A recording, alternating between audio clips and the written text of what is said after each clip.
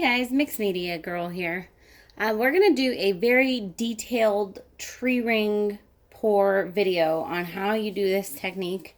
So there seems to be some confusion surrounding it. So first things first, this is a 10 by 10 canvas and we're going to use about 6 ounces of paint.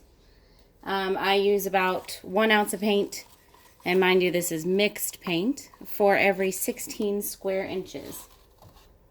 The colors we're using today are the Artist Loft Flow Acrylics blue, black, and white. And then we're also using this really pretty color. It's called Splash. And then this one called Galactic. Those are both metallic. And long story short, you're going to fill up your cup the appropriate number of ounces that you need. And there's no particular order that you need to do it in. But I tend to mix kind of with contrast. So maybe like a light, dark, light, dark. It's not, there's no real rule about it though. You just dump your colors in.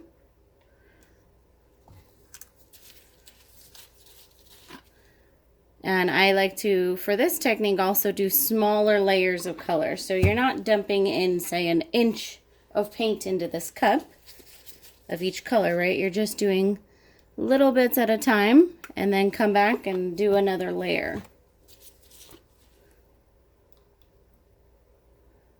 Because there has to be different colors for there to be the rings, right?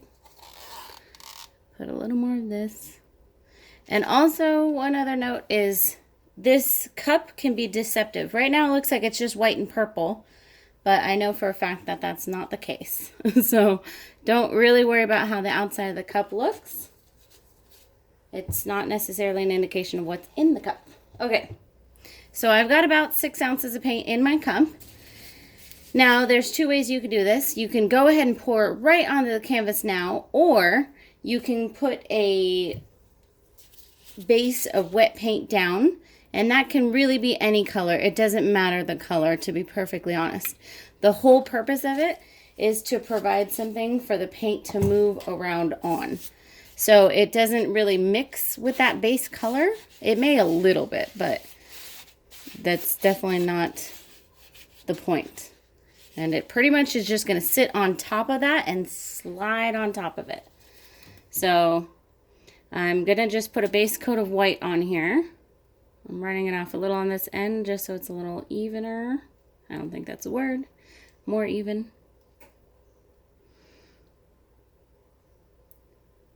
Okay, good. So I'm going to try to do this as slowly as possible. But there's really 2 ways you can do this part as well. So one is to literally just pour it straight in the middle. I will show you how that goes. You're literally just very slowly pouring it straight in the middle in a circle there, okay? So that's one way, and that will certainly get you your tree rings. The second way is to go in a little bit of a circular motion. So you're just really slowly moving your hand in a circular motion. And I've found that the slower you move your hand, or the slower you pour really, sorry,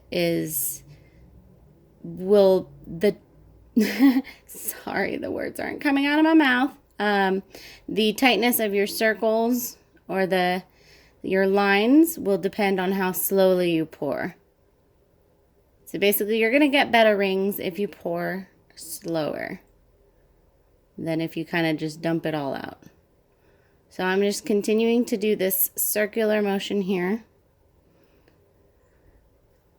One other really important point I need to mention is whatever color you put in your cup first is what is going to come out last.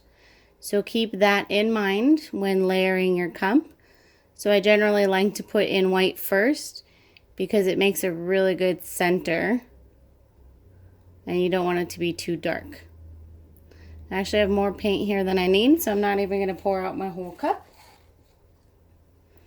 Okay, so already this looks awesome. I'm going to go ahead and bring you in for a close-up of just this real quick.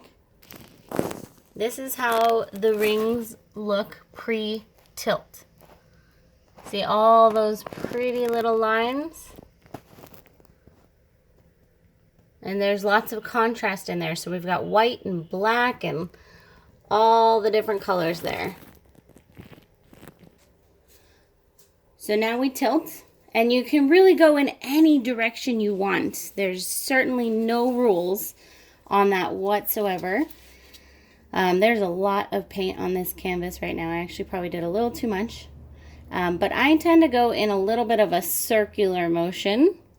And once again, kind of going pretty slow will help maintain your rings there. So I generally tend to go pretty slow in a circle here, and then at some point I may get impatient and tilt a little faster. So now I'm just going to go ahead and go towards the corners because I actually don't have a lot of canvas to cover here, but still kind of just moving it slowly. So you don't want to distort your lines.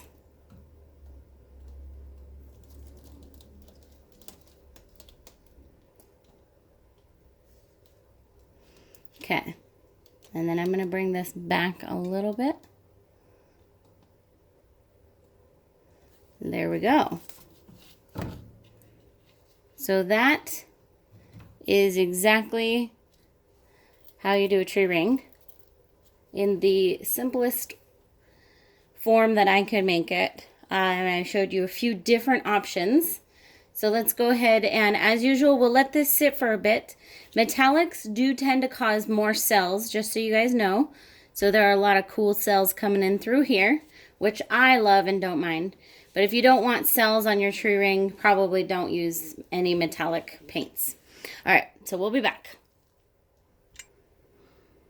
All right, we're back. So not too much more has changed.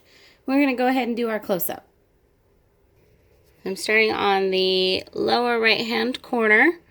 You can see those rings there. I love this color combo. This is really pretty. Going up here to the upper right-hand corner. Over here on the left where there's black, you can definitely see the rings are more pronounced. Let's go all the way down to the lower left-hand corner. There we go. And then we'll look in the center there. It's very cool. So that is a tree ring. Alright guys, I hope you enjoyed this. I hope it was helpful if you've been having trouble with tree ring pours or anything like that. Please don't forget to subscribe, and I will see you next time.